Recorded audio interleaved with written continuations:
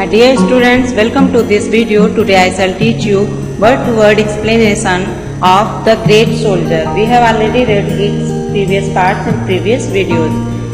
Today it is paragraph 12. In the year 1941, Subhas left Calcutta and went to Kabul. 1941 में सुभाष ने कलकत्ता छोड़ दिया और काबुल चले गए. The Italian embassy in Kabul helped him to travel to Europe.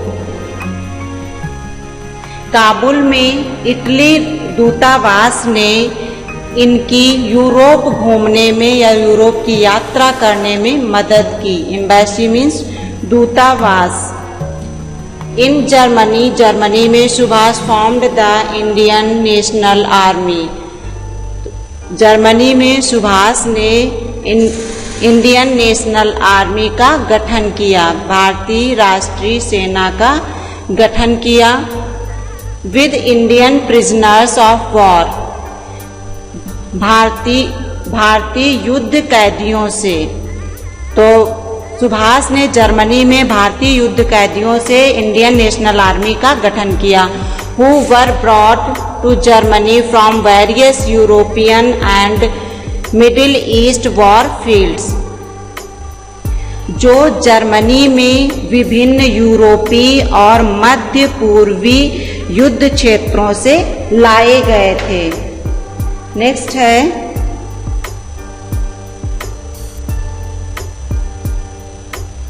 From Germany से Netaji often put out his broadcast over the German radio station to India. Germany से नेताजी प्रायः जर्मन रेडियो स्टेशन से भारत के लिए प्रसारण किया करते थे. Over the Azad Hind radio he told his countryman. Azad Hind radio पर उन्होंने अपने देशवासियों को बताया that the days of the British rule in India were about to be over. कि भारत में ब्रिटिश शासन के दिन खत्म होने वाले हैं या समाप्त होने वाले हैं. नेक्स्ट है paragraph 13. Subhash Chandra left Germany. Subhash Chandra ने जर्मनी छोड़ दी and reached Japan in June 1943. और 1943 में जापान पहुंच गए.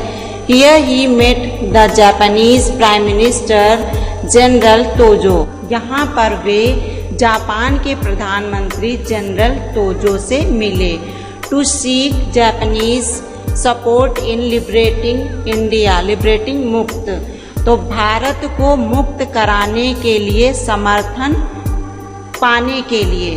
तो भारत को मुक्त कराने के लिए समर्थन पाने के लिए वो जापान के प्राइम मिनिस्टर जनरल तोजो से मिले. नेक्स्ट है from here he went to Singapore and took command of the Indian National Army. यहाँ से वो सिंगापुर चले गए और इंडियन नेशनल आर्मी की कमान अपने हाथों में ले ली. Which was earlier organised by Rash Behari Bose and general Mohan Singh. जिसको पहले या पूर्व में रास बिहारी बोस और जनरल मोहन सिंह के द्वारा बनाया गया था या गठित किया गया था. तो जिस इंडियन नेशनल आर्मी को रास बिहारी बोस और जनरल मोहन सिंह ने गठित किया था, उसकी कमान सुभाष ने अपने हाथों में ले ली. The INA crossed the Burma border. INA ने बर्मा की सीमा को पार किया and reached India on March 18, 1944. और भारत में 18 मार्च 1944 में पहुंच गए. तो इंडियन नेशनल आर्मी ने बर्मा की सीमा को पार करके भारत 18 मार्च 1944 पहुंच गई. नेक्स्ट है पैराग्राफ 14. अनफॉर्चुनेटली दुर्भाग्यवश द इंडियन नेशनल आर्मी भारतीय राष्ट्रीय सेना had to retreat on August 16, 1945। भारतीय राष्ट्रीय सेना को 16 अगस्त 1945 को पीछे हटना पड़ा। रिट्रीट पीछे हटना। Netaji left for an unknown destination. Destination means गंतव्य। तो नेताजी एक अननोन नेताजी एक अज्ञात गंतव्य के लिए निकल पड़े। A few days after, कुछ दिनों के बाद, his departure, उनके प्रस्थान के कुछ दिनों बाद, Tokyo radio broadcast the news of Netaji's death in an air crash in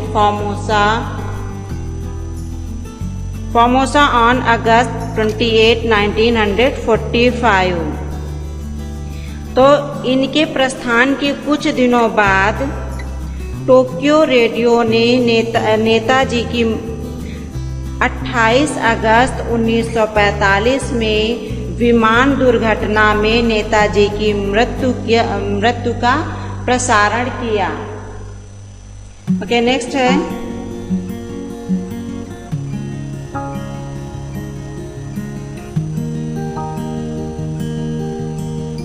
Subhash Chandra Bose gave Indians the slogan of जय हिंद। स्लोगन मीन्स नारा। सुभाष चंद्र बोस ने भारतीयों को जय हिंद का नारा दिया। Netaji is remembered by one and all in India. Netaji Bharat में प्रत्येक व्यक्ति द्वारा स्मरण किए जाते हैं। रिमेम्बर मीन्स स्मरण करना, याद करना। बाय वन एंड ऑल मतलब सभी लोगों के द्वारा। Indeed, वास्तव में Netaji is one of the greatest sons of modern India and his life and deeds will always continue to inspire patriotism। तो indeed वास्तव में Netaji is one of the greatest sons of modern India। वास्तव में नेताजी आधुनिक भारत के महान पुत्रों में से एक हैं। And his life and deeds will always continue to inspire patriotism। और उनका जीवन और उनके कार्य सदैव कंटिन्यू टू इंस्पायर पैट्रियोटिज्म, देशभक्ति को प्रोत्साहित करते रहेंगे। इंस्पायर प्रोत्साहित करना।